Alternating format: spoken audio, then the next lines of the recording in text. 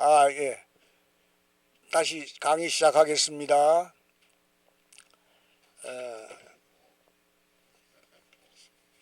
여러분, 기독교는 부활의 종교입니다. 부활의 종교. 부활의 열매가 교회인데, 예수님이 죽으시고 부활하신 일이 예수 그리스도의 사역의 제일 큰 겁니다. 그거 갈릴리 지역에서 제자 물론 가르치시고 백성들을 가르치시고 병자들을 고치시고 했어요. 전도도 하시고 회당에 가서는 꼭 가르치시고 활동을 하셨어요. 예수님 활동, 선교 활동. 그런데 예수님의 일, 예수님 하신 일, 죽으시고 부활하신 일이 핵심입니다. 이 죽으시고 부활하심으로 왜 죽으셨어요? 죽으심으로 말미암아 죽음의 권세를 가진 사탄을 이길 수 있는 방법이, 사탄이 칼을 가지고 있으면, 사탄이 권총을 가지고 있는데 내가 칼을 가지고 있으면 이기겠어요? 권총이 더 위력이 있잖아요, 칼보다는. 사탄이 사망 권세를 붙잡고 왕노릇하는 거예요. 인간의 사망 권세를 붙잡고, 죽음의 권세를 붙잡고 왕노릇하는데, 그 왕노릇하는 사탄을 물리치기 위해서는 예수 그리스도께서 죽으심으로, 그런데 죽으심으로 끝난 게 아니라 3일 만에 부활하신다고 말씀하신 대로 3일 만에 부활했어요. 이 부활하셨기 때문에 위대한 분부를 제자들이 따라서 전했습니다. 사마리아 땅끝까지로 내 증인이 되리라 그랬고, 땅끝까지라는 말 나오잖아요. 사도행전에요. 그래서 예수님은 마귀의 권세를 폐하기 위해서, 멸하기 위해서 오신 분이에요. 그러면 우리 인간적으로 왜 예수님이 죽으시지 않고도 일하면 이길 수 있으면 되지, 하나님의 권세로, 그렇게 말할 줄 몰라요. 예수님도 인간의 몸을, 우리와 같은 인간이신데 그 인간의 몸이 십자가에서 못 박히심으로 마귀의 권세를 없앨 수 있는 힘이 되신 거예요. 그게 성경의 내용에 히브리서 2장 14절 15절에 권세 잡은 자 곧 마귀를 없이 하기 위해서 오셨다.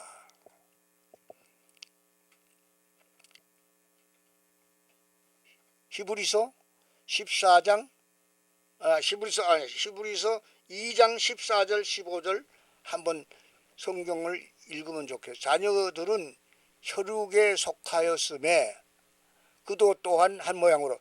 혈육이 뭐예요? 인간 혈과 육은 한자 말인데 피와 살, 인간이라는 뜻이에요. 인간. 혈육이라는 건 인간이라는 뜻이에요.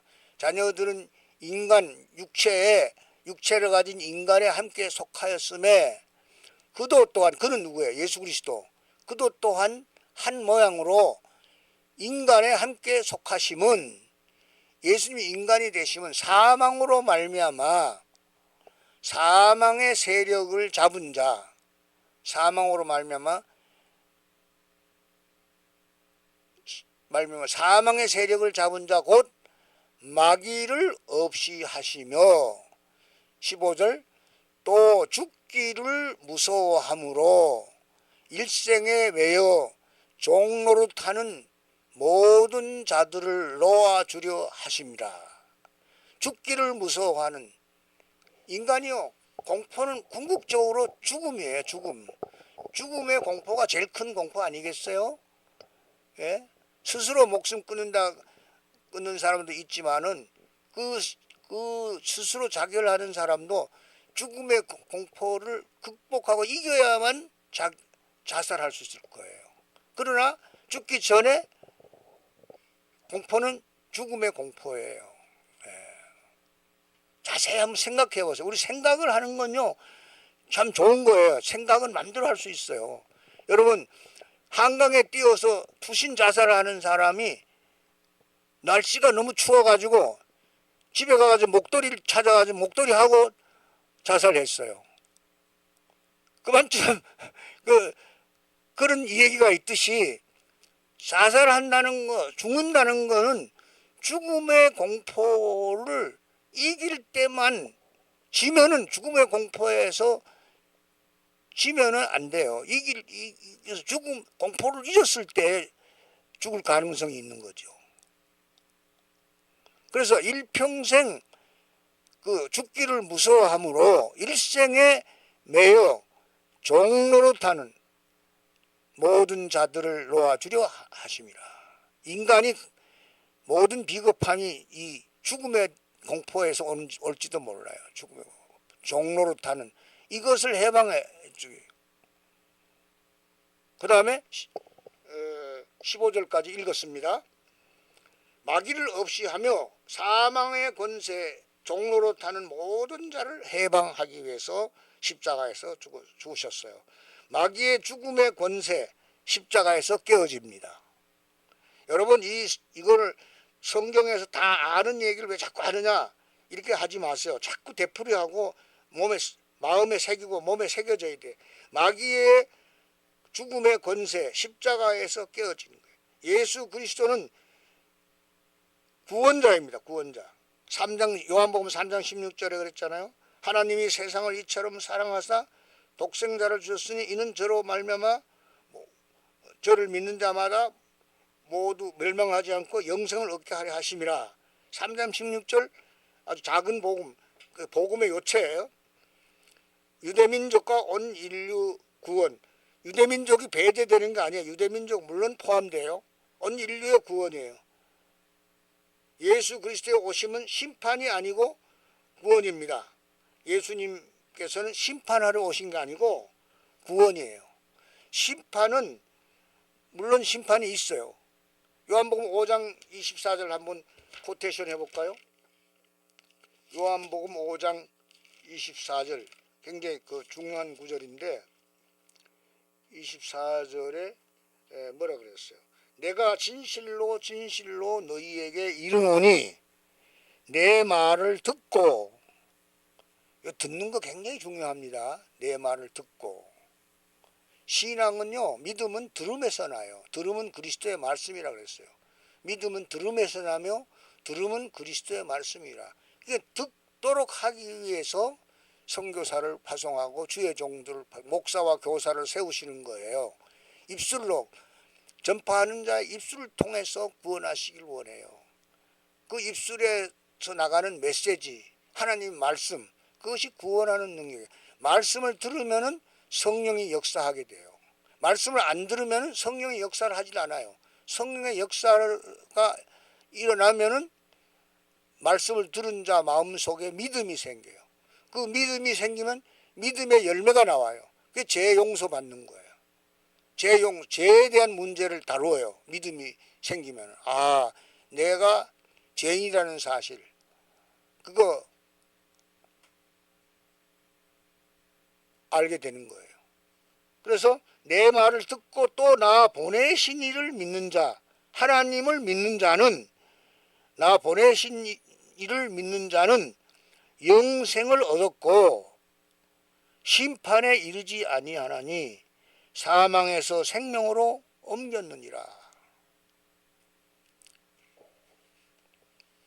중요한 것은 예수님의 오심의 목적이 구원입니다. 구원, 심판이 아니고 구원입니다.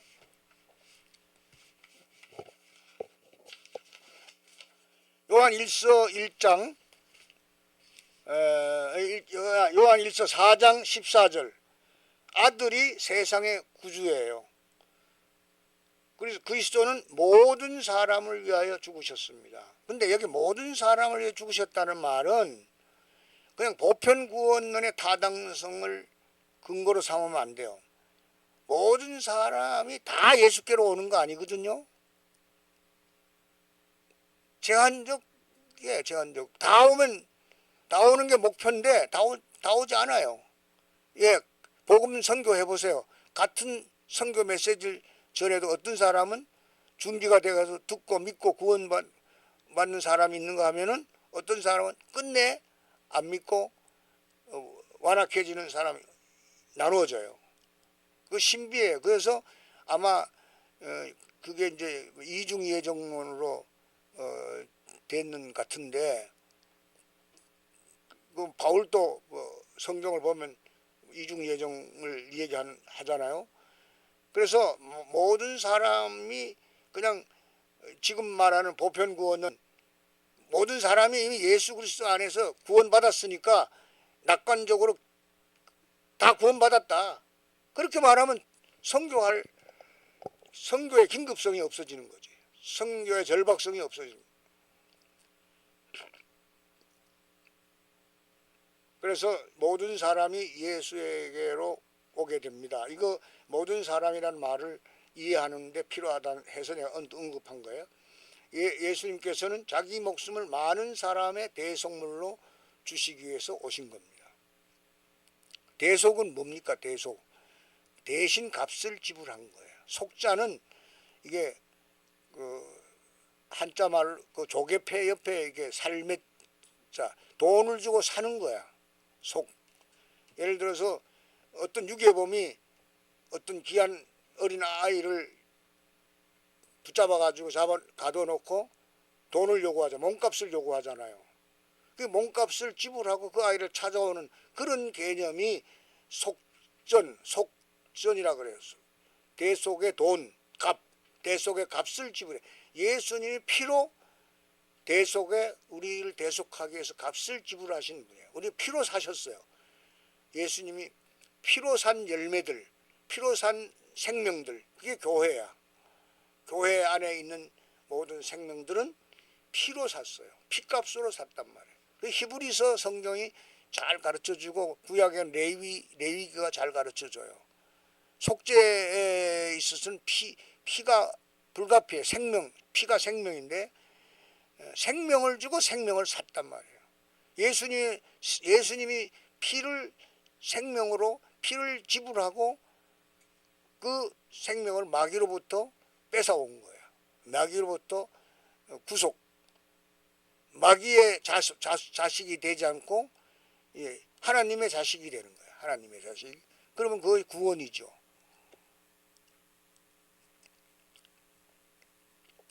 그래서 여러분 또 이렇게 하면은 왜 하나님이 마귀의 존재를 허락했느냐 이렇게 말해요. 그거는요, 어거스틴도 이 문제 가지고 선악에 대해서 고민이 많았어요. 근데 어거스틴은 이원론식으로 말하지 않아요. 선의 결핍. 예를 들어서 악이 10%고 선이 90%면 선이에요. 그 이론론이야, 이론론. 선의 결핍. 그게 악이야. 근데 하나님이 악을 창조하진 않았거든. 악을 창조했다고 또 우기는 사람도 있는 거야. 그렇게 궤변을 늘어놓고 하나님 그렇게 왜 악까지 만들었느냐. 죄질 줄 알고 사탄이 존재할 줄 알면서 왜 사탄의 존재를 허락했냐. 이따위 소리하고 딴 얘기하는 사람도 있는데 그건 잘못된 거예요. 어거스틴도 이 문제를 고민했어요. 그래서 이론론으로 선의 결핍. 그렇잖아요. 사람도 그렇잖아요. 10가지 일을 하는데 9가지 했으면 그 사람은 선한 일을 9가지 하면 선한 사람이라고 그래야 되지. 만약 10가지 일이 있는데 악한 일을 9가지 했으면 그 사람은 악한 사람이 되는 거예요. 그런 식으로 이해를 해야 되지. 왜 하나님이 악을 허락하고 악을 창조하고 마귀의 존재를 인정했느냐. 그따위 개변은 그런 소리 하는 사람이 바로 사탄의 꾀임을 받은 사람이에요. 이미 머리 구조가.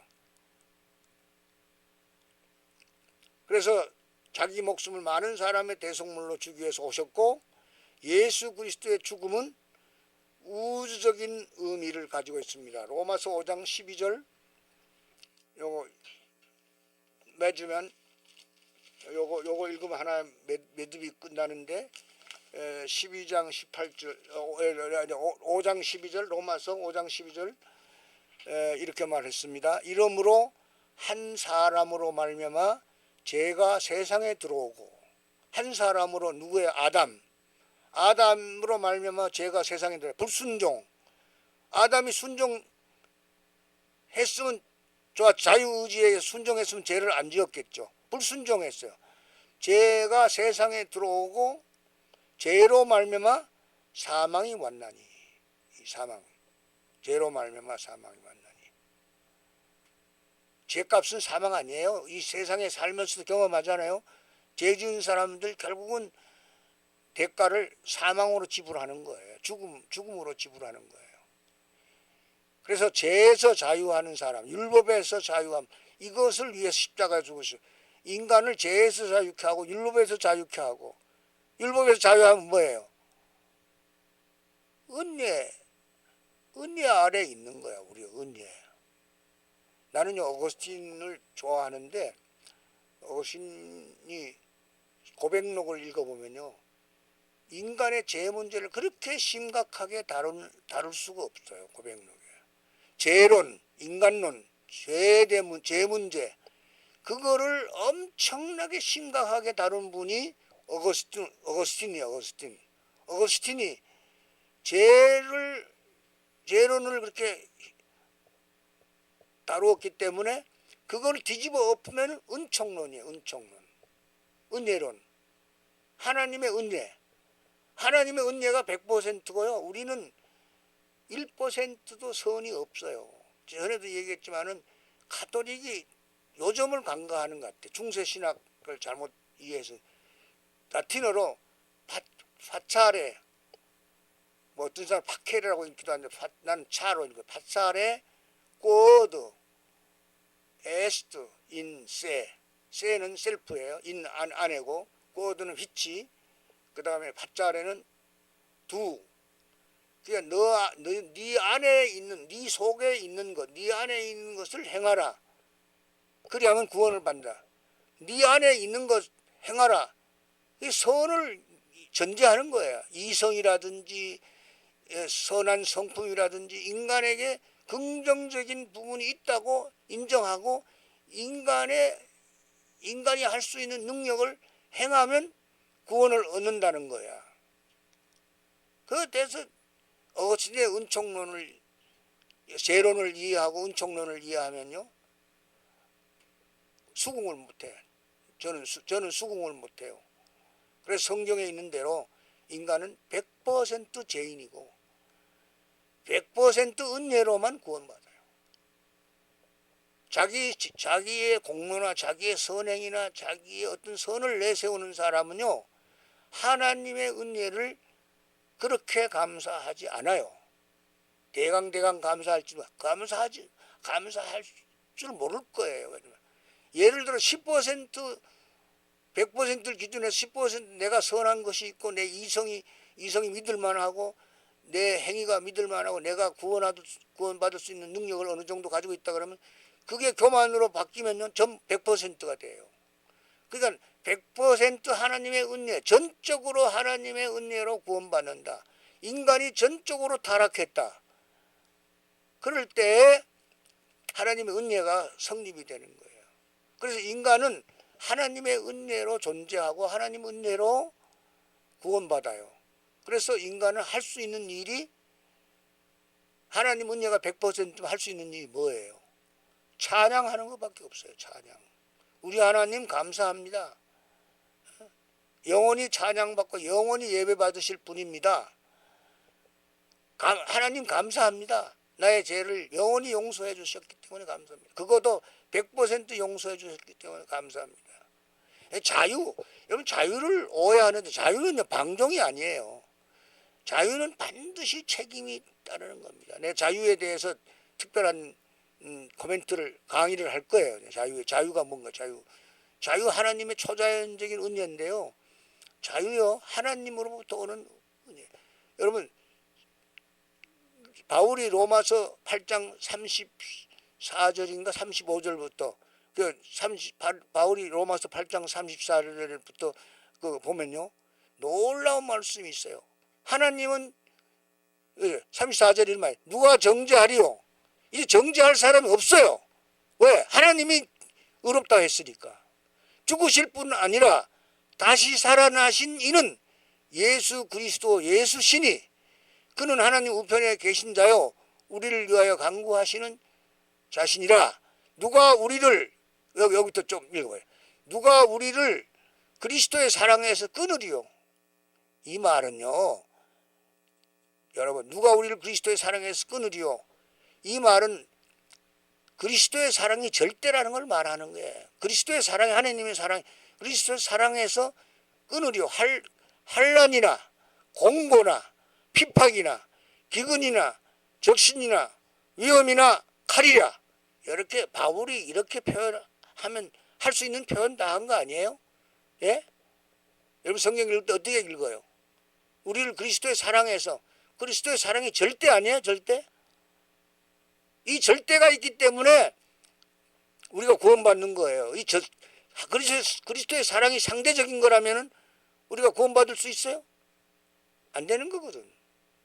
환난이나 공고나 핍박이나 기근이나 적신이나 위험이나 칼이라. 그 다음에 기록된 바 우리가 종일 주를 위하여 죽임을 당케 되며 도살할 양같이, 이거 비유야. 양, 이사야 성경에 양같이 여김을 받았나이다 함과 같으니라. 그러나 우리가 죽음의 공포 앞에 던 그러나 이 모든 일에 우리를 사랑하시는 이로 말미암아 우리가 넉넉히 이기느니라. 죽음의 공포에서 넉넉히 이기느니라. 그 다음에 38절 내가 확신하노니 사망이나 생명이나 천사들이나 권세자들이나 현재일이나 장래일이나 능력이나 높음이나 깊음이나 다른 아무 피조물이라도 우리를 우리 주 그리스도 예수 안에 있는 하나님의 사랑에서 끊을 수 없으리라. 여러분, 하나님의 사랑이 절대입니다. 하나님의 사랑. 여러분 좀 똑똑하세요. 내가 이렇게 하면 요거도 모르는 소리. 성경 읽고 햇소리 하면 안 돼요. 헛소리. 뭐 이상한 소리 하면 안 돼요. 이상한 소리 하면 안 돼요. 성경은요. 성경의 한 단어 나 요즘에 성경 읽으면서 깨달은 게 두 단어는 중요하더라고. 사랑과 자유. 하나님의 사랑이 절대적이고 그 사랑이 절대적이기 때문에 그 사랑에 의해서 우리 인간이 자유를 누려요. 자유가 구원이에요. 해방이에요. 뭐에서 자유? 죄에서 자유, 율법에서 자유, 죽음의 공포에서 자유, 모든 두려움에서 자유. 하나님을 아버지라 부르는 사람은 혼자 있든지 다른 사람과 같이 있든지 어디에 있든지 사막에 있든지 섬에 있든지 육지에 있든지 뭐 바다 위에 있든지 어디에 있든지 평강을 누리고 평안해요. 왜? 아버지가 계시니까. 하나님 아버지가 계시니까. 이 절대적인 하나님의 사랑, 이것을 통해서 우리가 구원받는 거예요. 사랑. 그래서 이 사랑을 깊이 알아가는 것, 예수 그리스도의 사랑을 깊이 알아가는 것이 크리스찬 라이프예요. 이 예수 그리스도의 사랑을 얼마나 깊이 아느냐에 따라서 그 사람이 성숙한 그리스도인이냐 아니냐가 결정돼요. 장성한 분량에 잘하느냐 안 잘하느냐가 결정되는 거예요. 여러분 자신에게도 자기 자신을 사랑할 줄 알아야 되고 하나님 사랑할 줄 알아야 됩니다. 하나님 사랑할 줄 알면 그 다음에 또 사랑하는 방법을 알게, 세상도 사랑할 수 있어요. 사람을 사랑할 수 있다고. 여러분요, 이혼 왜 하는지 알아요? 아내가 남편을 사랑하지 않고 남편이 아내를 사랑하지 않기 때문에 갈라서 서는 거예요. 사랑을 모르기 때문에 이혼하는 거예요. 모든 비극은 사랑을 모를 때 오는 거예요. 참 인간이 안 되는 것도 하나님의 사랑을 모르기 때문에 칼로 사람을 찌르고 도둑질하고 해치고 그 다음 마지막에 가는 곳이 있어요. 그곳에 가고 그러는 거예요. 이 절대 자유와 사랑과 자유에 대해서 특별히 내가 더 자세하게 말할 기회가 있을 거예요. 근데 오늘 이것을 우리가 예수 그리스도의 죽음은 우주적인 의미가 가지고 있습니다. 우주적인 의미를 가지고 있다는 말을 하기 위해서 이 말씀을 한 겁니다. 그 다음에 이제 한 섹션 또 넘어갑니다. 그리스도의 탄생과 그 배경. 왜? 그리스도의 탄생과 그 배경, 이거는 복음서에 나타나는 거거든요. 이 복음서는 그 공간 복음서라 그래. 공간 복음서. 그 똑같은 입장에서 보는 복음서. 마태, 마가, 누가는 예수 그리스도를 똑같이 보는 입장에서 성경을 기록했어. 복음서를 기록했어요. 예수 그리스도의 복음 전도 활동, 예수 그리스도 자체가 복음이라는 것을 잘 전해주는, 예수 그리스도의 사역을 잘 증거하는 성경이 복음서예요. 예수 그리스도의 하신 일과 예수 그리스도가 누구시고 무엇을 하신 것을 잘 전해주는, 그러니까 약간의 전기, 예수 전, 바이오그래피, 전기 비슷한 식의 성경이 기록이 공간 복음서예요. 근데 요한 사도는 공간 복음하고 입장이 좀 달라요. 상당히 이론적이고 철학적이고 해석적인 명석한 그런 표현을 많이 하는 공간 복음서하고는 조금 다르게 해서, 그래서 신학에서 요한복음을 제4복음서라고 구분을 합니다. 마태, 마가, 누가는 공간 복음이라 그러고, 그래서 마태복음에 예수님의 탄생이 기록돼요. 예수님의 탄생은 사도신경에 고백하듯이 동정녀 마리아에게 나시고 초자연적인 힘, 성령으로 잉태하는 거예요. 여러분, 초자연적이라는 건요, 우리가 이성으로 잘 설명하고 잘 이해하기에는 좀 까다로운 그런 부분이 있어요. 왜 그러냐? 여러분, 예수님이 그랬잖아. 니고데모가 어리석다고 책망하면서 바람이 어디서 불어오는지는 모르지만 바람이 존재하는 것처럼 거듭나는 것이 있다는 거. 그걸 말했잖아요. 거듭나야 된다. 거듭나지 않으면 하나님 나라를 볼 수 없다. 하나님 나라를 이해하지 못한다. 하나님 나라를 이해하는 것이 예수님 복음 이해하는 거예요. 예수님 복음을 전할 때 그냥 복음을 전하는 게 하나님 나라 복음을 전했어요. 그래서 하나님 나라가 뭐냐? 어떤 나라가 하나님 나라냐? 이거 따로 떼어서 공부를 할 필요가 있어요. 하나님 나라. 굉장히 성경에서 중요한 주제. 이 주제를 알 필요가 있어요. 성령으로 잉태해서 초자연적 힘으로 잉태하셨어요. 마리아의 찬양, 그 성경에 나타나는데 구원의 하나님, 그리고 창세기 12장 1절 3절 하나님과 아브라함의 언약이 뭐예요? 말로서 하나님과 이스라엘 백성이 말로서 약속을 했어요. 뭐예요? 그게 약속이 바로 너희는 내 백성이 되고 나는 너희 하나님이다. 나는 너희의 하나님이고 너희는 내 백성이다. 이 언약을 맺었잖아요.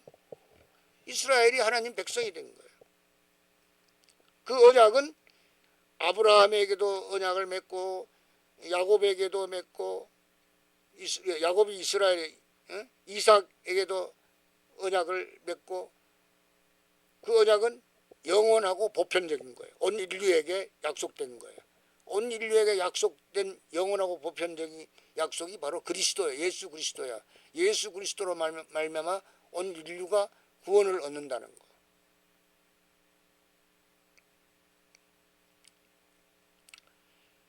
영원한 언약입니다. 누가복음 1장 55절 뭔 말씀이 쓰여 있는지 궁금하니까 한번 또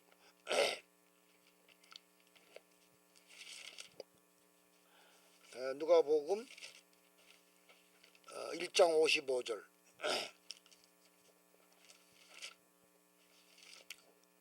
참 편리하다 그래도. 누가복음 1장 55절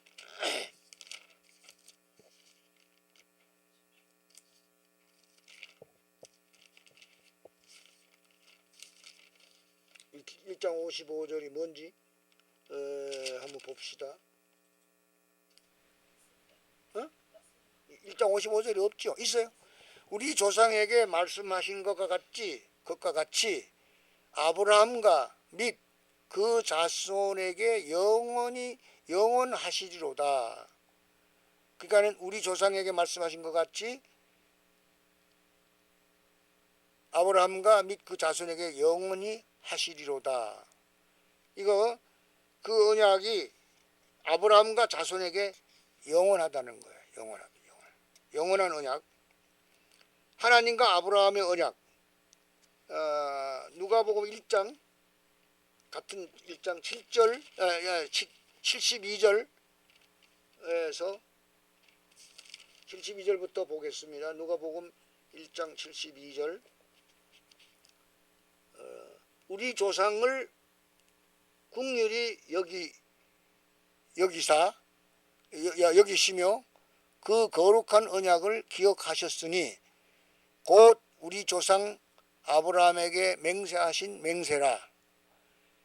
우리로 원수의 손에서 건지심을 입고 종신토록 주의 앞에서 성결과 의로 두려움이 없이 섬기게 하리라 하셨도다. 75절까지 1장 75절까지 읽었어요. 이건 뭐냐면 하나님과 아브라함의 언약을 설명한 거예요. 최초의 복음은 그리스도의 탄생의 소식이 제일 먼저 전해 들은 자가 누구죠? 목자들이에요. 목자들 성탄 소식을 제일 먼저 들었잖아요. 그리스도의 탄생.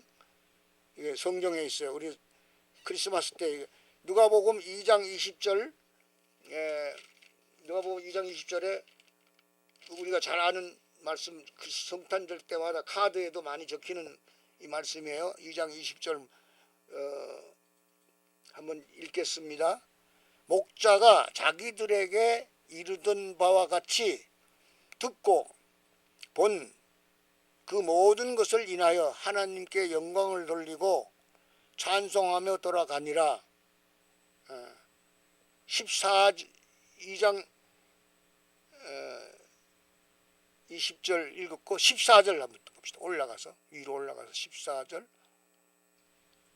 지극히 높은 곳에서는 하나님께 영광이요 땅에서는 기뻐하심을 입은 사람들 중에 평화로다. 하나님께 영광이요 또 사람들 가운데 평화로다. 성탄 소식을 전하면서 천사들의 예수님 탄생 찬양이 이 14절에 기록되어 있어요.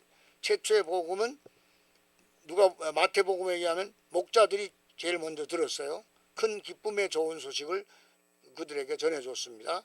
그다음 이방인에 대한 구원 계획. 누가복음 2장 25절에서 32절까지 한번 또 보면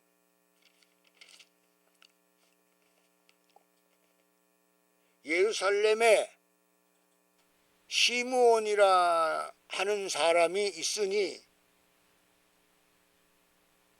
이 사람이 의롭고 경건하여 이스라엘의 위로를 기다리는 자라. 성령이 그 위에 계시더라. 저가 주의 그리스도를 보기 전에 죽지 아니하리라 하는 성령의 지시를 받았더니 성령의 감동으로 성전에 들어가매 마침 부모가 율법의 전례대로 행하고자 하여 그 아기 예수를 데리고 오는지라.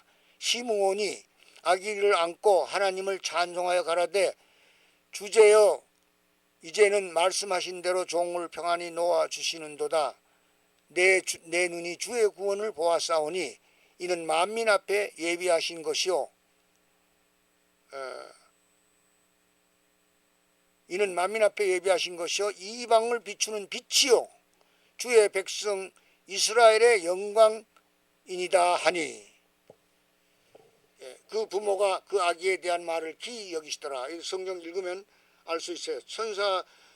이방인에 대한 구원 계획을 이미 말씀하고 있습니다. 메시아 이방인에 대한 구원이 바로 선교예요.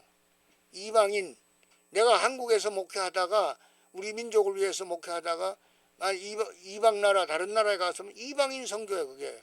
근데 이방인 선교를 선교라고 하는데 이 자국에서도 선교를 해요. 그래서 미션, 영어로 미션 선교잖아요. 미션 1은 한국에서 자기 언어로 설교하고 목회하는 걸 미션 1이라고 그래요.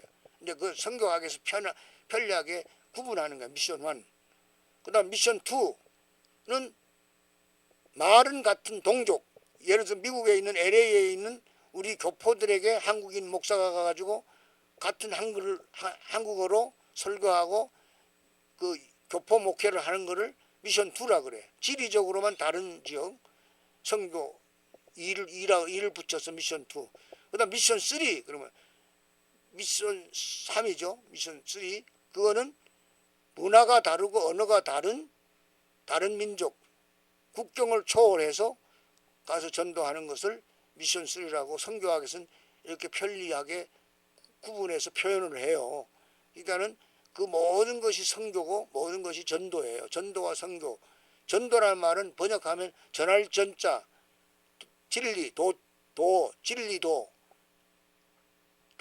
도가 한자 말로 말하다도 돼요. 도를 말하다 동사도 되고 말도 돼. 도가 말씀, 진리. 그러니까 전도, 전할 전, 길도, 진리. 길과 진리가 또 연관되는 것 같아요. 예수님이 길과 진리라 그랬잖아. 내가 곧 길이요 진리요 그랬잖아. 도로 번역을 했어. 진리를. 그래서 아까 도성인 씨도 얘기했지만 도음.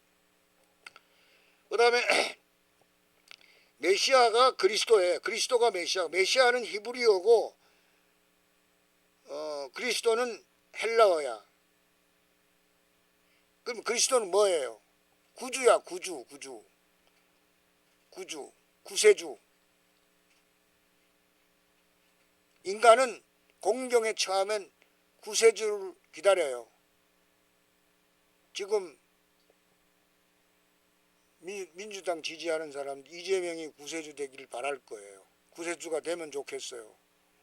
어떤 대통령도 다 대통령 뽑을 때는 우리의 구세주가 되기를 바라는 심정으로 투표를 던지는 거예요. 자기가 결정하는 대로. 구주, 그리스도, 이스라엘의 영광.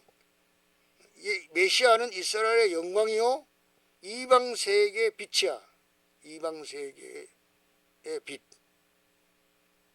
그리스도는 이스라엘의 영광이요 그리고 이방 세계의 빛이야.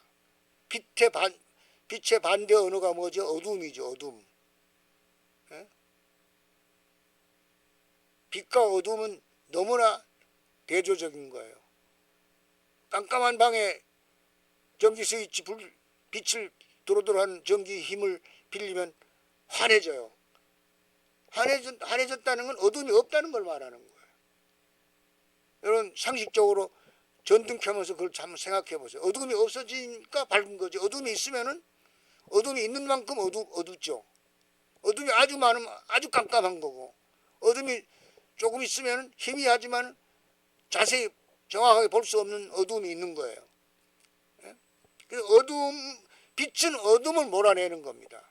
그 성경의 그 언어, 성경의 말씀이 구약은 히브리어로 쓰여 있고 신약은 코이네라는 헬라어로 쓰여 있지만 헬라어도 인간의 말이고 히브리어도 인간의 말이에요.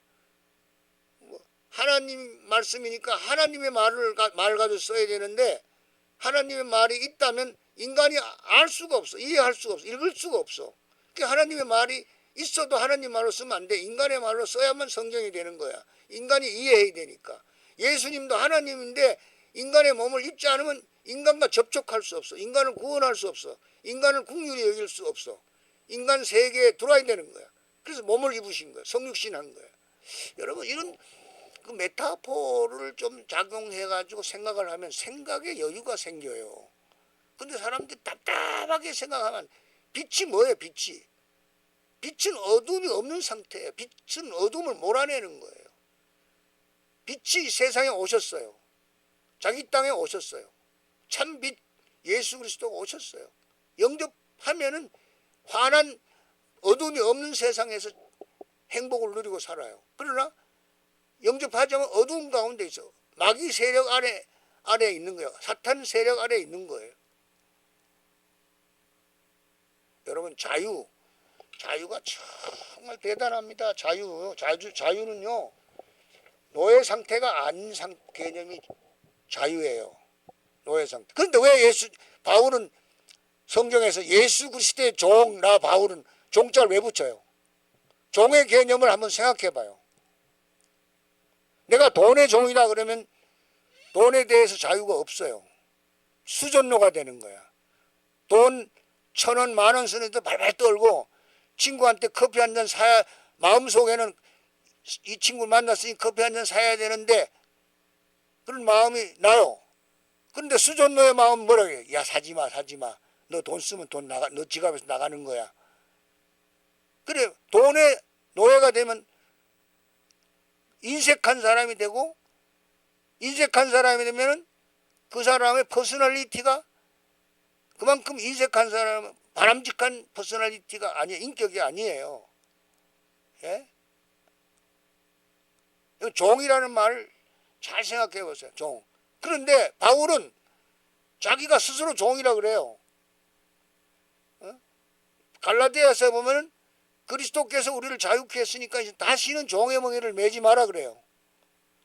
율법의 종이 되어서도 안 되고 어떤 권세의 종이 되어서도 안 되고 명예의 종이 되어서도 안 되고 어떤 것의 종이 되어서도 안 되도록 그 성경은 추천을 해요. 자유를 누리기 위해서. 노예 상태가 아닌 개념이 자유예요. 자유. 성경 전체에 나타나는 개념입니다. 이거 자유가. 이 단어는 성경만이 발전시킨 독특한 의미를 갖습니다. 자유라는 개념이. 성경만이 발전시킨 독특한 의미를 갖는 개념이 자유예요.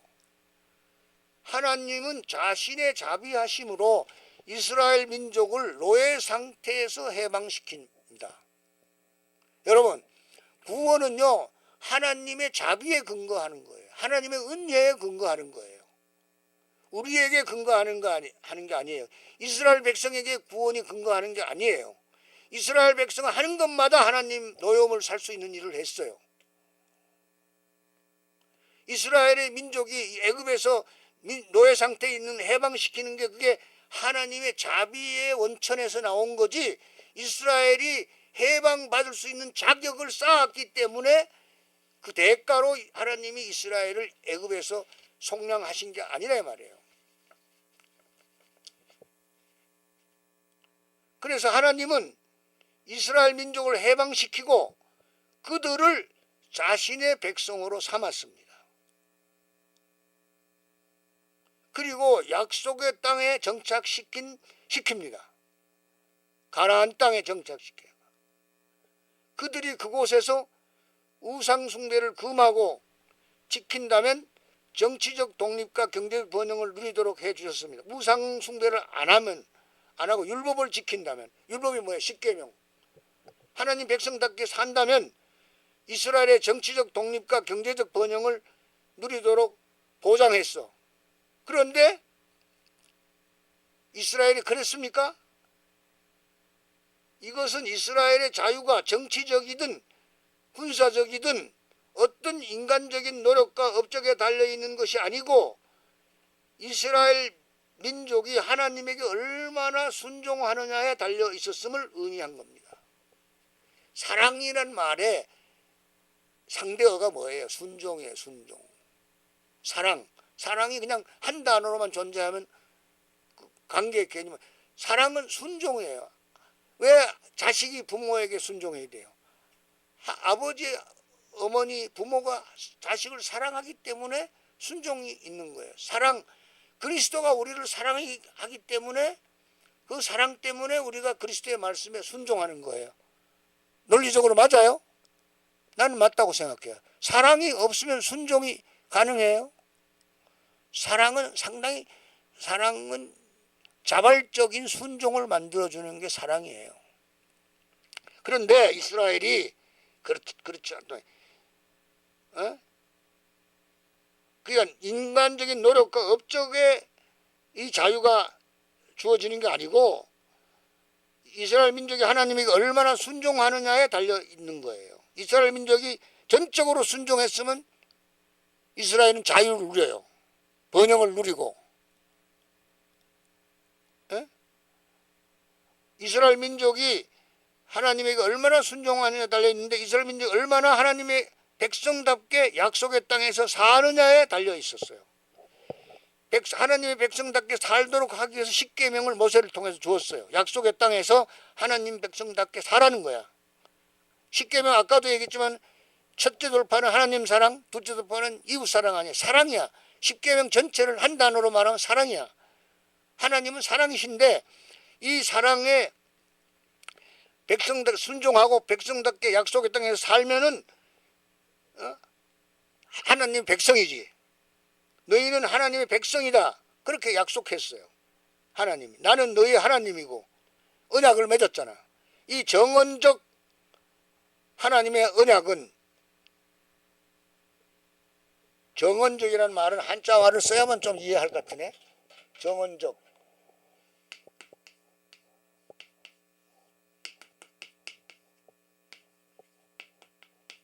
정언적.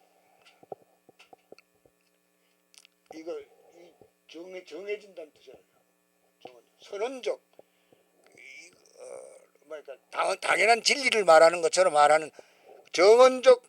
너희는 하나님의 백성이다. 이렇게 선언했어요. 하나님이 정언적으로 말했어. 이 하나님의 언약은 너희 명령으로 바꾸면은 너희는 하나님의 백성답게 살아라. 명령법으로 바꿀 수 있어요. 전에도 얘기했지만 너는 이제 대학생이다. 대학생으로서 공부할 수 있어. 학점 잘 따라 이 말이에요. 학점. 팽팽 놀고 그냥 학기 말에 F학점, D학점 받아오면 그건 대학생답게 못 산 거야. 그래서 하나님 백성답게 살라고 십계명을 준 거야. 십계명을. 나는 너를 애굽 땅 종되었던 집에서 인도하여 낸 내 하나님 여호와니라. 그러면서 십계명 앞에 그냥 제1계명이 있지 않아요.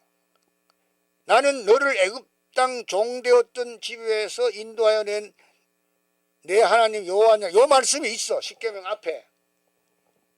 그 다음에 1계명 시작돼. 하나님을 기억해야 돼. 여호와 하나님. 해방시켜 주신 하나님 아버지. 그거 잊어버리면 1계명을 준 1계명에서 10계명까지 10계명을 준 목적이 내가 너희를 애굽 땅 종되었던 집에서 인도해낸 하나님이란 걸 알기 위해서 하도록 한 거야. 10계명은 이스라엘이 하나님 백성답게 살게 하기 위해서 주어진 것이야. 자유는 하나의 초자연적 축복입니다. 하나님 백성에게 주신 하나님의 은혜로우신 선물이야. 하나님 백성에게, 여러분과 나에게, 나도 여러분과 나도 하나님 백성이에요. 하나님 나라의 백성이에요. 하나님 나라의 복음을 듣고 예수 그리스도를 통해서 하나님 나라의 복음을 듣고 하나님 나라의 백성이에요. 교회는 하나님 나라를 이 땅에 오도록 하는 선도자 역할을, 독일어로 스리프트마커, 선도자, 선구자.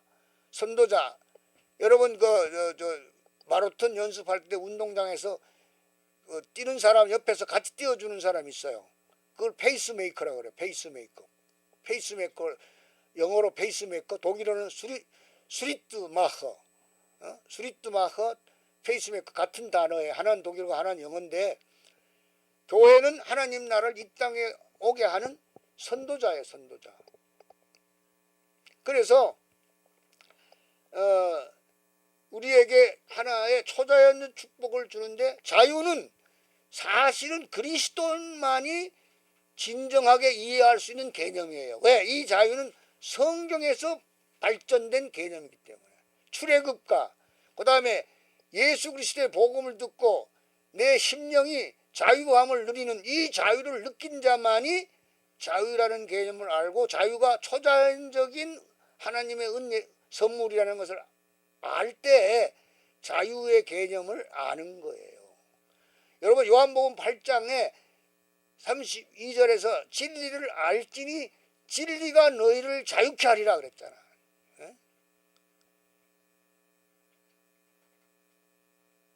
진리 자유. 진리가 너희를 자유케 하리라. 예수님이 그래. 내가 곧 길이요 진리요 그랬잖아. 예수님이 진리야. 예수님 모르면 자유가 없어. 자유가 뭔지 몰라. 자유가 하나님의 초자연적인 은혜라는 것도 몰라. 선물이라는 걸 몰라. 선물이라는 거. 선물 받으면 감사해야 되죠. 자유는요, 진정한 인격을 형성하는 요소입니다.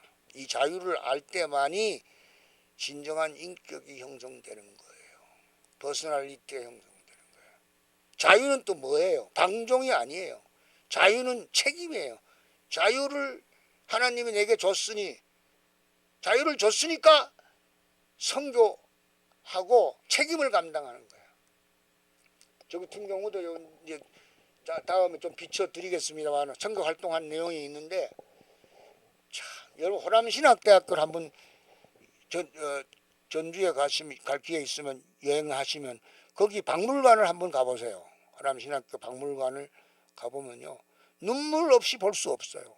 눈물을 흘려야 돼. 왜? 우리나라에 온 선교사들의 희생이 어떤 것이라는 걸 거기에 다 볼 수 있어요. 알 수 있어요. 그래서 나는 여러분에게 강조하는 것은 이 자유, 이 자유는 성경에서 성경만이 발전시킨 독특한 의미를 갖는 거. 이스라엘 출애굽의 자유, 해방, 그 다음에 우리가 사탄의 권세, 율법의 종, 율법의 노예 상태, 율법의 의 앞에는요 다 두려움이 있고 결과는 죽음밖에 없다는 거, 죽을 수밖에 없는 인간이라는 걸 알게 되는 게 율법이에요. 그러면 그리고 절망하고 많아요? 메시아 그리스도가 있잖아. 그리스도가 절망, 율법에서 자유케 하시는 그리스도가 있잖아.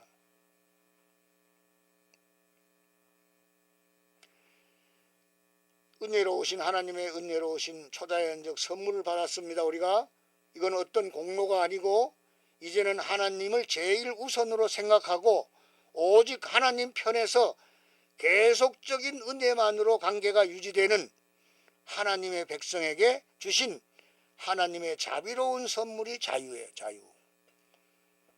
그래서 우리 개신교 신자들은 하나님의 은혜를 찬양하는 거, 감사하는 거.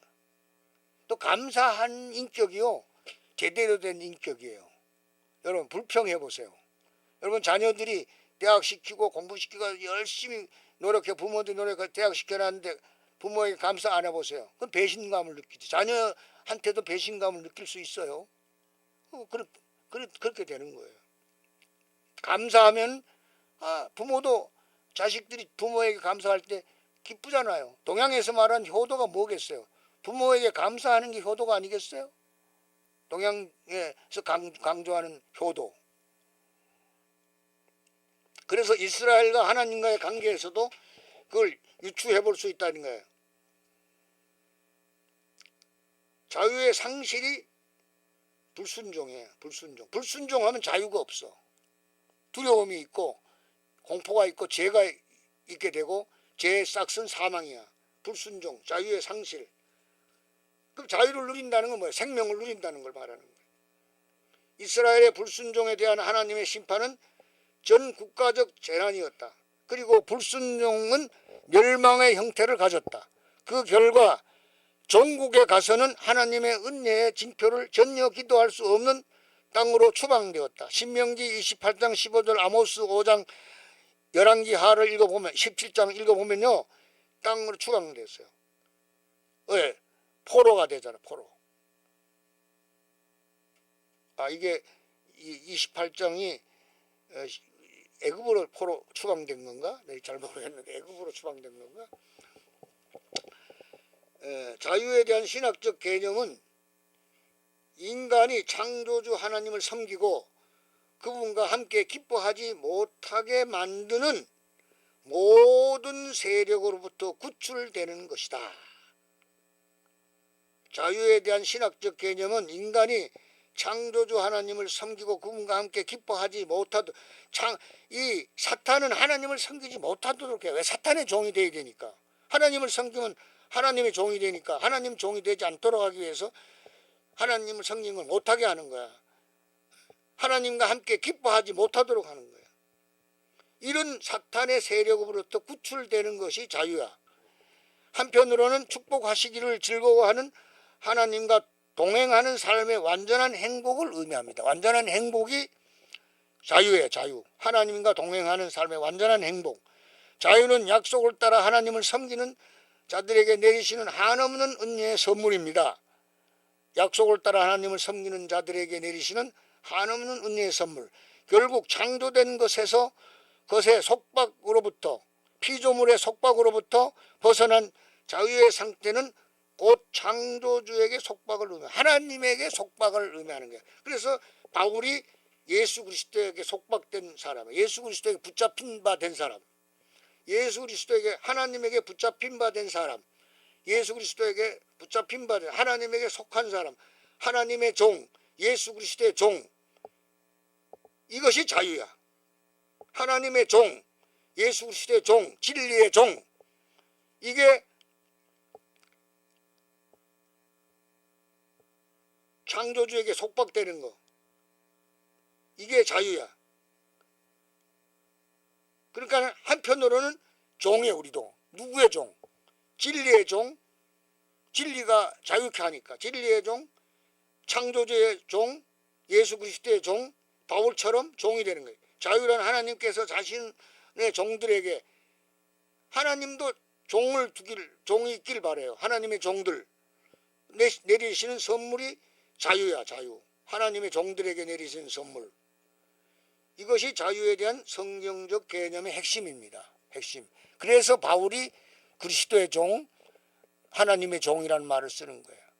우리나라도 꽤 이 말을 잘 알기 때문에 목사들 하나님의 종이라는 말을 믿는 사람도 쓰고 믿지 않는 사람도 아는지 모르지만 쓰는 걸 봤어요. 하나님의 종이에요. 예? 하나님의 종이 자유를 누리는 거예요. 왜? 하나님의 종만이 자유를 누리니까. 그래서 이 성경적 자유 개념에 기독교적 내용을 부여한 분은 그리스도 자신입니다. 이사야 61장 1절 내용을 보면 이렇게 말해요. 이것을 위해서 공생애를 시작했네. 주의 성령이 내게 기름 부으시고 포로된 자에게 자유를 전파하게 하려 하심이라. 누가복음 4장 16절에 나타나요. 로마로부터 국가의 독립을 갈망하던 유대교 강신자들의 열망을 무시하신 그리스도께서는 그가 죄와 사단에게 종된 자들을 해방시키기에 오셨다고 선포하셨습니다. 죄와 사탄의 종, 죄의 종에서 해방시키기 위해서 오신 거예요.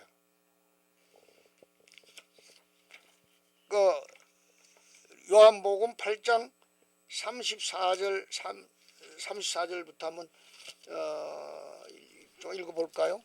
요한복음 8장, 예수께서 대답하시되 진실로 너희에게 이르노니 죄를 범하는 자마다 죄의 종이라. 종은 영원히 집에 거하지 못하되 아들은 영원히 거하나니. 종은 하나님의 집에 거할 수 없어요. 성전에, 교회가 하나님의 집이. 그러므로 아들이 너희를 자유케 하면 너희가 참으로 자유하리라. 나도 너희가 아브라함의 자손인 줄 아노라. 그러나 내 말이 너희 속에 있을 곳이 없으므로 나를 죽이려 하는도다. 예, 이렇게 말씀하면서 자유에 대한 개념을 설명했어요. 그 다음에 41절 같은 장 41절 44절도 한번 볼까요? 41절, 너희는 너희 아비의 행사를 하는도다. 대답하되 우리가 음란한 데서 나지 아니하였고 아버지는 한 분뿐이시니 곧 하나님이시로다. 이 유대인의 대답이에요. 예수께서 가라사대 하나님이 너희 아버지였으면 너희가 나를 사랑하였으리니 이는 내가 하나님께로 나서 왔음이라. 나는 스스로 온 것이 아니요 아버지께서 나를 보낸 것이니라. 그 다음에 8장 43절, 어찌하여 내 말을 깨닫지 못하느냐? 이는 내 말을 들을 줄 알지 못함이로라. 너희는 너희 아비 마귀에게서 났으니 너희 아비의 욕심을 너희도 행하고자 하느니라. 저는 처음부터 살인한 자요. 가인이 아벨을 죽였잖아요. 처음부터 살인한 자요.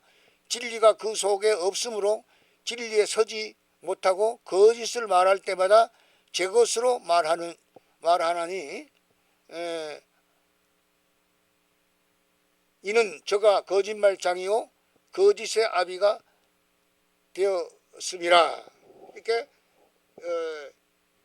죄와 사탄의 종된 자들 해방시키고 오셨다고 말씀하신 거야. 이것은 이 세상 임금, 이 세상 임금이 사탄이에요. 사탄. 즉 강한 자를 쫓아내고 결박하고 쫓아내고 그에게 갇힌 자를 풀어주는 것이었습니다. 귀신을 쫓아내는 것과 병 고치는 것, 이러한 것도 인간을 마귀의 세력의 해방 작업의 일부였어요. 귀신 들린 자 이런 데 우리가 그리스도인이 되기 이전에 우리를 얽매였던 여러 가지 파괴적인 세력으로부터 해방시켜 준다는 생각을 보다 더 확장시킨 자는 바울입니다. 폭군을 섬긴 대가로 사망을 주는 폭군인 죄로부터 자유. 로마서 6장 15절에 23절. 그거 로마서 6장 15절에서 23절에 바울이 죄로부터 자유가 뭔가를 잘 설명하고 있어요.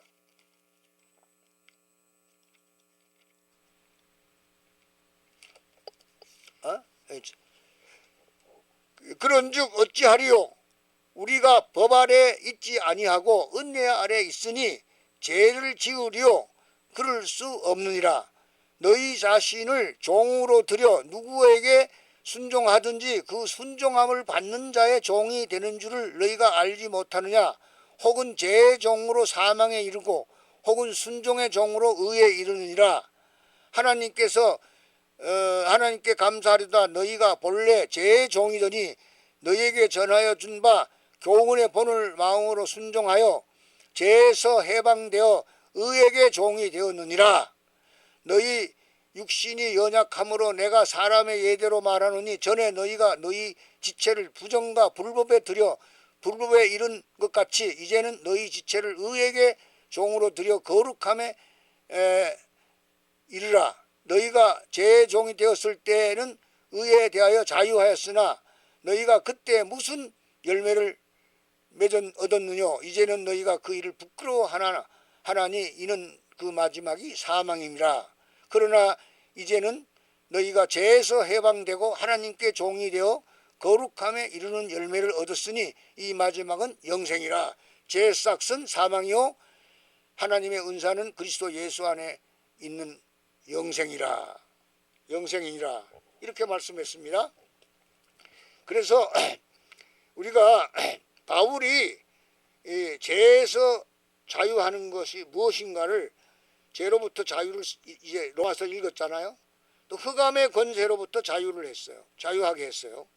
우리가 흑암의 권세에서 벗어난 사람들입니다. 어두움에 있지 않습니다. 빛의 자녀입니다. 빛에 거하고 있습니다. 또 다신교적인 미신으로부터 해방시켰어요.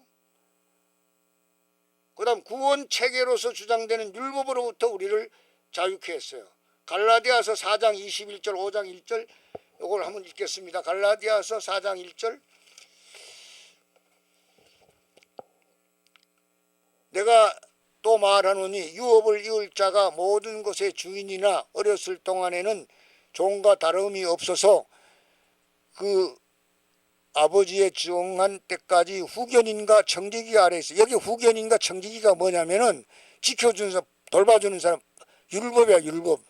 아버지가 정한 때까지 율법을 비유해서 한 말 후견이라고 그래. 청지기가 아래 있었으니 근데 이와 같이 우리도 어렸을 때에 이 세상 초등학문, 이 세상 초등학문이 율법이야. 율법 그 초등학문 아래 있어서 종로릇 하였더니 때가 참에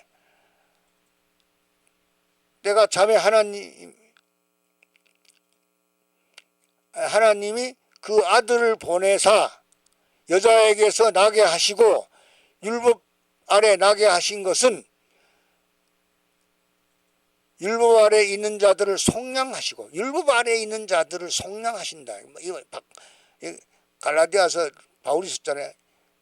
율법 아래 있는데 우리가 죄의 건세 아래, 율법은 죄가 뭔지 가르쳐 주는 거야. 율법이 없으면 죄가 뭔지 몰라요. 예, 도로 아스팔트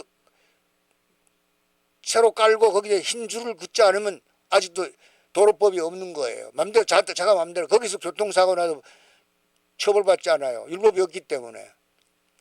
그 도로를 만들고 아스팔트 만들고 거기에 신줄을 치면 법이 생기는 거야. 그거 어기면 이제 죄값을 지불해야 되는 거야. 율법이 있는 것은 죄를 알게 하기 위해서, 죄값은 사망이라는 걸 알게 하기 위해서 율법이 있는 거야. 근데 그 사망에서 우리를 속량하는 게, 율법 아래에 있으면 결국은 사망이에요. 죄 아래에 있는 것과 같은 거예요. 율법 아래에 있다는 거는.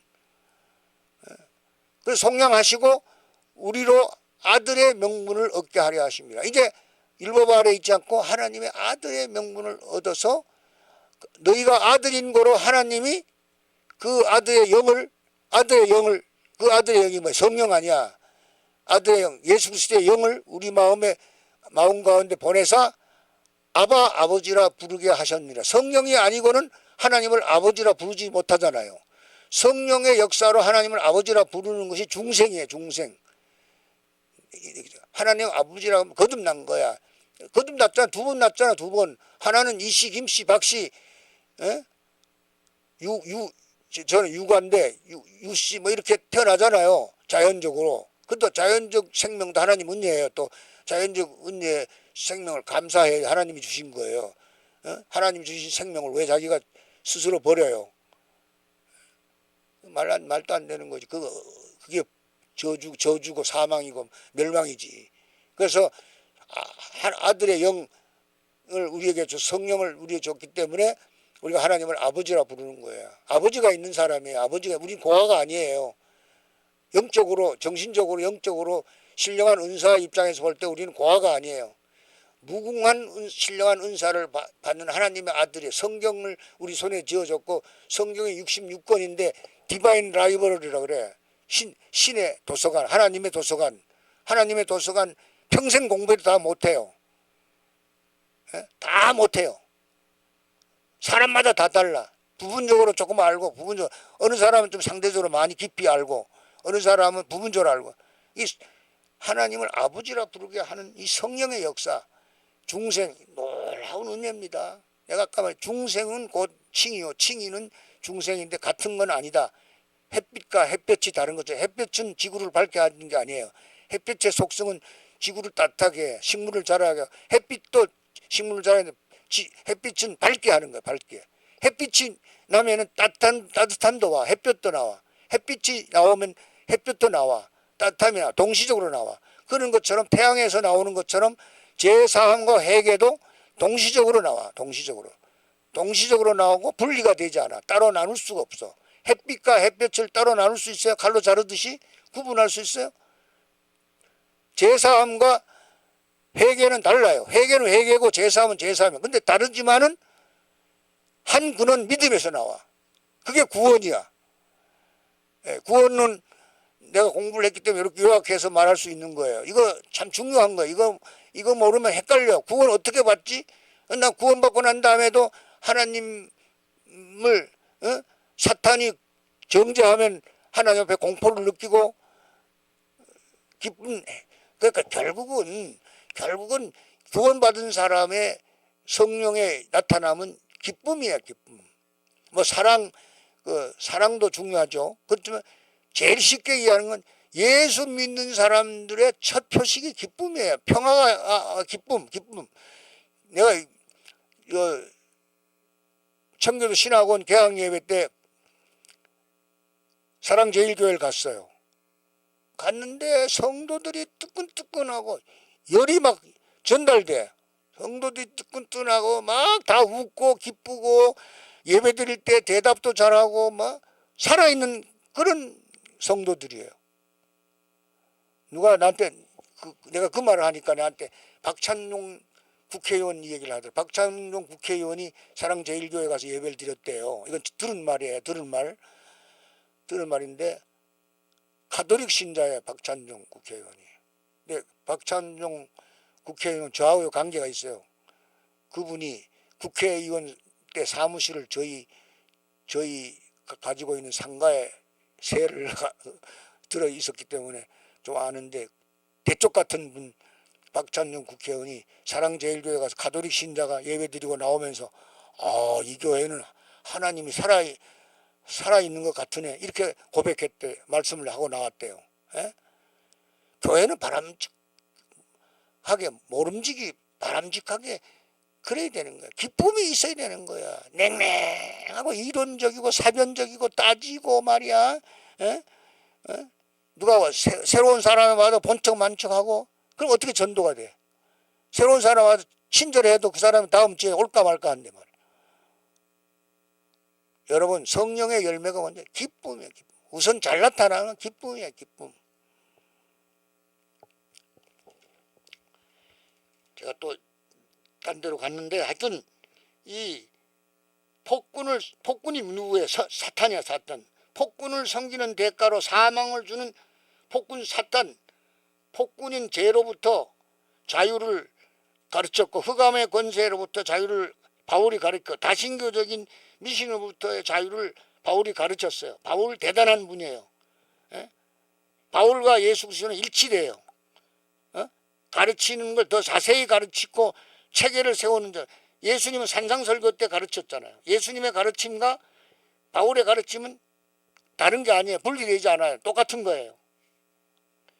제발 공부하고 좀 헛소리 안 하면 좋겠어요, 사람들. 헛소리 하면 헷갈려, 듣는 사람이. 또 신학교 다닌 사람, 신학 공부한 사람까지도 어떨 때는 헛소리 하더라고요. 그 다음에 구원 체계로서, 구원 체계 뭐예요? 율법을 지키면 구원받는 체계, 그 주장하는 유대교 교인들이 있었잖아요. 그 율법 그렇게 잘 지키는 사람은 왜 예수 그리스도를 죽여요? 예수 그리스도를 미워해요. 비박해요. 예수 그리스도 분노케 해요. 예수 그리스도 책망하고 저주까지 하잖아요. 예수 그리스도가 저주하잖아요.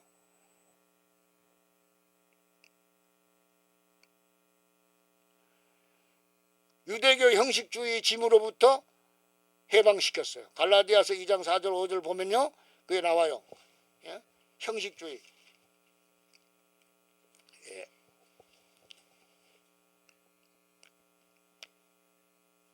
그러니까는 예수 그리스도는 우리를 자유케 하신 분입니다. 진리이시고 자유케 하신 분의 이 자유가 귀하기 때문에 내가 시간을 할애해 가지고 여기 이거에 집중해서 말을 하는 거예요. 자유. 여러분, 사랑과 자유라는 두 단어를 성경 읽을 때 절대 잊지 마세요. 성경을 읽고 최종적인 단어를 추구하라고 하면, 물론 예수 그리스도, 진리 다 중요한 말씀이에요. 예수 그리스도가 성경의 주인공이에요. 예수 그리스도 빼면 성경 읽을 이유가 없어요. 예수 그리스도를 알기 위해서 성경 읽는 거예요. 성경 읽어요. 그래서 그 육체적인 이제 하나 더, 바울은 이것까지 했어요. 육체적인 세태. 우리가 육체는 세태하잖아요. 후퇴하잖아요. 날마다 후퇴하잖아요. 썩어가고 낡아가고 마지막에 죽음으로 가는 그런 세태가 있어요. 그 죽음으로부터 해방이 추가될 것이다. 불언간 바울이 추가될 거예요. 로마서 8장 18절에서 21절.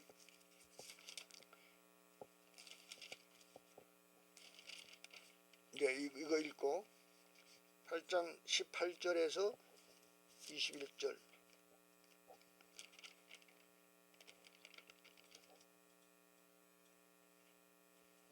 예, 이거 읽읍시다.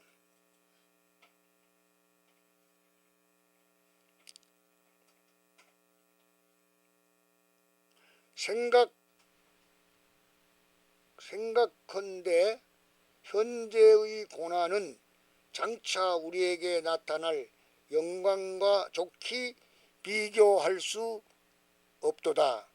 피조물에 고대하는 바는 하나님 아들들에 나타나는 것이니. 아들들이 복수예요. 하나님 아들들이 나타나요. 누가 하나님 아들? 그리스도를 구주로 믿는 우리가, 하나님을 아버지라 부르는 우리가 하나님 아들들 아니에요. 아들들이 나타나. 이 하나님의 아들들이 나타나야 피조물이 고대하는 게 있어요. 왜냐하면 피조물이 허무한데 굴복하는 것은 자기 뜻이 아니요, 오직 굴복해 하시는 이로 말미암음이라. 그 바라는 것은 피조물도 썩어짐의 종로로 탄 데서 해방되어 하나님의 자녀들의 영광의 자유에 이르는 것이니라. 피조물이 다 이제까지 함께 단식하며 함께 고통하는 것을 우리가 아나니, 이뿐 아니라 또한 우리 곧 성령의 처음 익은 열매를 받은 우리까지도 속으로 탄식하여 양자 될 것 곧 우리 몸의 구속을 기다리니라. 우리가 소망으로 구원을 얻었음에 보이는 소망이 아니니 보는 것을 누가 바라리요. 만일 우리가 보지 못하는 것을 바라면 참으로 기다릴지니라. 이와 같이 성령도 우리의 연약함을 도우시나니 우리가 마땅히 빗발을 알지 못하나 오직 성령이 말할 수 없는 탄식으로 우리를 위하여 간구하시니라. 예, 여기서 우리가 알 것은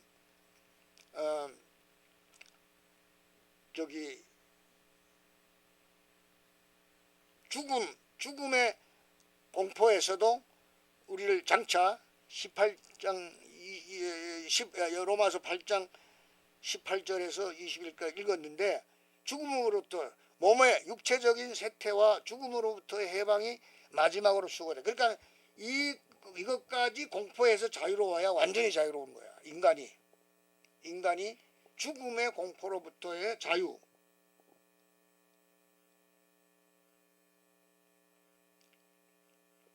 이렇게 강범위한 자유는 그리스도의 선물입니다. 강범위한 자유는 그리스도의 선물입니다. 그리스도의 선물을 받은 자는 세상에서 겁먹지 말아야 돼요. 예수님이 그랬잖아. 너희가 환난을 당하나 내가 세상을 이겼노라. 이기는 사람은 오직 그리스도인밖에 없어요. 죄를 이기고 사탄을 이기고, 사람이 살아는데 감정도 이게 하나님의 선물인데, 감정이 하나님이 공포의 감정을 갖겠어요? 하나님이 우리하고 비슷한 감정을, 사랑하는 거, 미워하는 거, 이런 거는 다 비슷한 거예요. 그러나 우리 인간과 같지 않은 감정이 있어요. 그러니까 우리가 감정에서도 자유로워야 돼. 정서. 감정 때문에 얼마나 문제가 일어납니까? 감정 때문에 사람 죽이고 인격이 파괴되는 경우가 많잖아요. 이게 그리스도의 강범위한 자유 자체가 하나님의 선물이야. 그리스도께서는 마치 히랍 신들이 노예의 해방을 돈 주고 샀듯이 자기 백성들을 노예의 속박으로부터 값주고 사신 것이다. 핏값을 주고 사신 것이다. 속전을 지불했다. 이 자유는 그리스도의 영에 의해 믿는 자들에게 창조적으로 전달된다. 이 자유는 하나님에게 양자로 받아들여진 아들들이 누리는 자유이다. 아들들, 우리는 자유를 누립니다. 자유. 성령은 속박의 영이 아닙니다. 성령은 속박의 영이 아니에요. 자유의 영이에요. 성령은 양자의 영으로 우리를 하나님의 아들이 되게 합니다. 성령이 아니고는 우리가 하나님을 아버지라고 고백하지 못합니다. 하나님을 아버지로 부르게 하는 것은 성령의 역사로 말미암습니다. 성령의 역사로 말미암습니다. 그리스도인의 자유는 양면성이 있습니다. 한 면은 그리스도의 선물이고 또 한 면은 우리가 그리스도의 종의 신분입니다. 하나님의 선물을 받았기 때문에 그리스도의 종이 되는 거예요. 그리스도의 종은 자유를 누리는 거예요. 유정훈 목사가 그리스도의 종이라는 것은 하나님의 자유라는 하나님의 선물을 뭔지 알았기 때문에 그 종이 되려고 그러는 거예요. 바울도 마찬가지고 모든 믿는 자들이 그래야 돼요. 그리스도의 종의 신분이야. 이 종의 신분은 하나님께 대하여, 그리스도에 대하여, 의에 대하여, 그리고 복음을 위하여, 그리고 예수를 위하여 모든 사람에게 대하여 종이 되는 것을 의미합니다. 우리는 그리스도의 종이면서 동시에 저 진리의 그리스도의 종이면서 하나님의 종이에요. 이제 이 모든 사람의 종이 되는 거지. 이제 그리스도의 종은 모든 사람의 종이. 이제 강의 시간이 다 끝났는데 여러분 강의 들으시느라고 수고했어요. 제가 막 주장하는 식으로 막 떠들면서 강의했는데 잘 들어 주셨을 것으로 믿고 감사드립니다. 다음 시간까지 또 건강하시고 행복하시길 바랍니다. 감사합니다.